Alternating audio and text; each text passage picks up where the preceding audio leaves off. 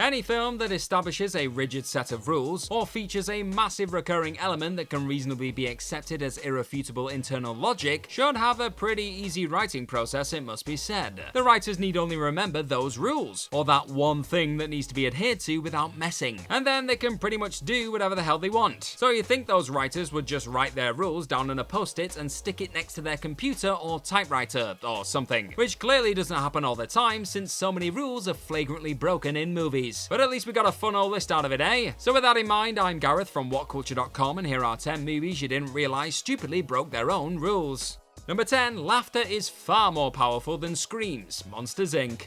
The energy crisis in Monstropolis is ultimately solved at the end of Monsters Inc. when Sully and Mike inadvertently discover that Boo's laughter is a far more powerful source of energy, 10 times more powerful in fact, in a pleasantly Disney-like revelation. So under Sully's leadership, the whole company changes its approach to send funny monsters into children's rooms late at night to tell them jokes, which still feels pretty sinister just thinking about it. But Boo basically laughs for the whole movie. They might just be little giggles, yeah, but they should have at least had some reaction. This is a power source 10 times more powerful than the juice they use to power every single thing in their world, including cars. And Boo keeps letting little bits out like a leaky little power plant. And when the film already establishes that a full-on laugh is enough to literally explode electronic things that are turned on, a giggle must be worth a flicker of light or something, right?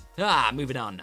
Number 9, Davy Jones can't walk on dry land. The Pirates of the Caribbean. The captain of the Flying Dutchman cannot go on dry land for more than a single day every decade. Such is his curse and his burden. It's a pretty big deal in the tragic resolution of Will and Elizabeth's story in the original trilogy, as there's no way he can live with his son and enjoy a full life without being turned into an unholy fish goblin. Except he could just be put in a bucket, right? Okay, so if Will decided to live in a bucket or a pool or something, he would still get a fish head like Jones and his crew, but he could quite clearly spend some of his time at home and some ferrying the dead until his barnacles fell off again. If you're gonna lock someone into a tricksy voodoo contract, it's probably best not to have a gigantic loophole unnecessarily included, right?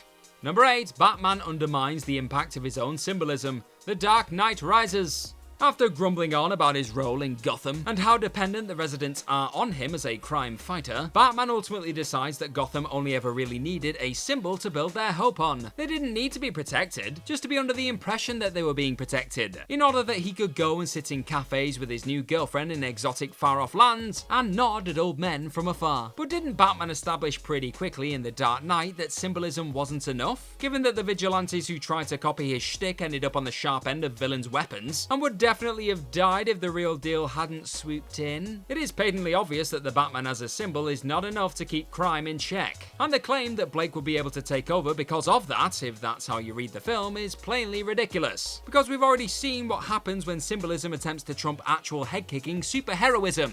Foolish stuff happens. Number 7, portkeys can only be used once. Harry Potter and the Goblet of Fire.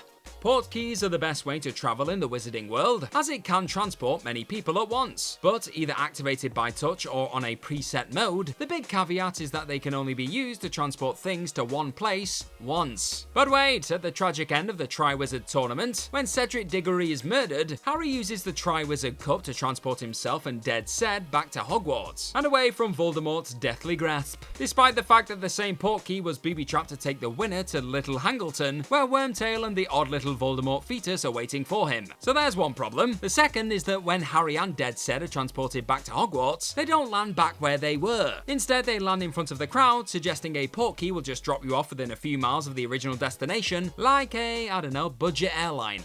Number 6, only the penitent man shall pass. Indiana Jones and the Last Crusade.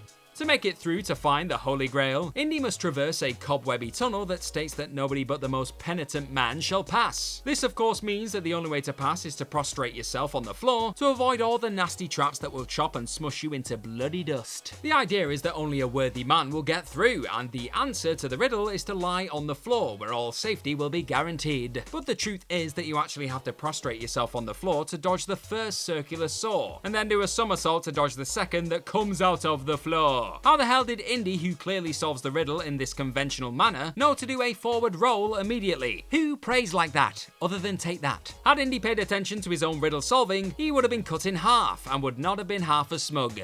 Number 5, the genie can only grant wishes he can hear. Aladdin.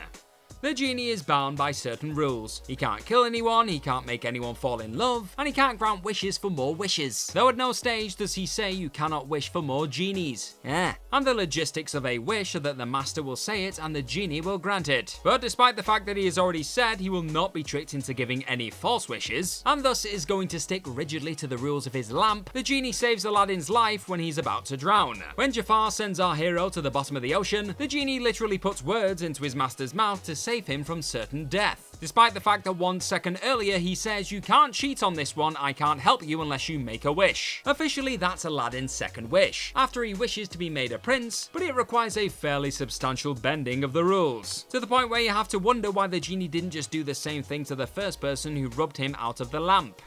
Number 4, you do not talk about Fight Club.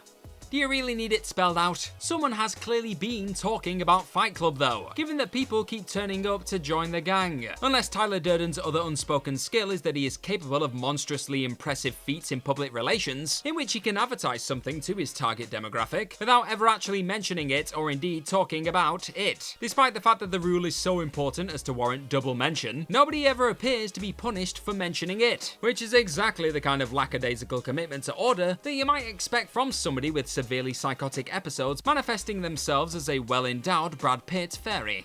Number 3, Tony Stark can't ever remove that shrapnel or he'll die, Iron Man.